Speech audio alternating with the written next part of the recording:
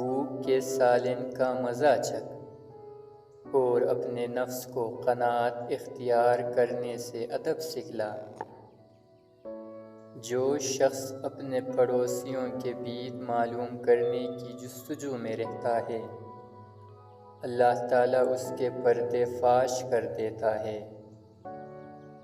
جو شخص کسی ایسے آدمی کو اپنا بیت بتلاتا ہے جس پر اسے اعتماد اور بھروسہ نہیں ہوتا، وہ اپنے راز کو ضائع اور برباد کر دیتا ہے۔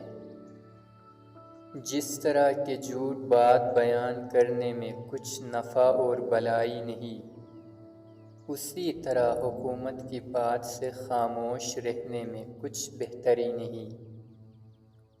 لوگوں کی تعریف زیادہ بیان کیا کر اور ان کی مذمت بیان کرنے سے بچا رہ، کہ مذمت بیان کرنے والے بہت کم نجات پاتا ہے۔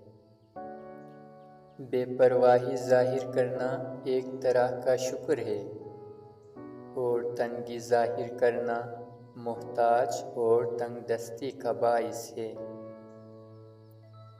جو شخص تجربوں سے بے پرواہی اختیار کرتا ہے، وہ انجام کار کے سوچنے سے اندھا ہو جاتا ہے۔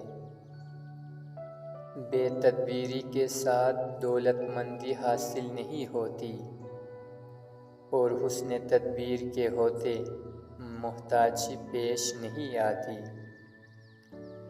جو شخص جس چیز کا بیج بوتا ہے، وہ اسی کا پھل کاٹتا ہے، اور جو شخص نیکی کرتا ہے، وہ اسی کا بدلہ پا لیتا ہے۔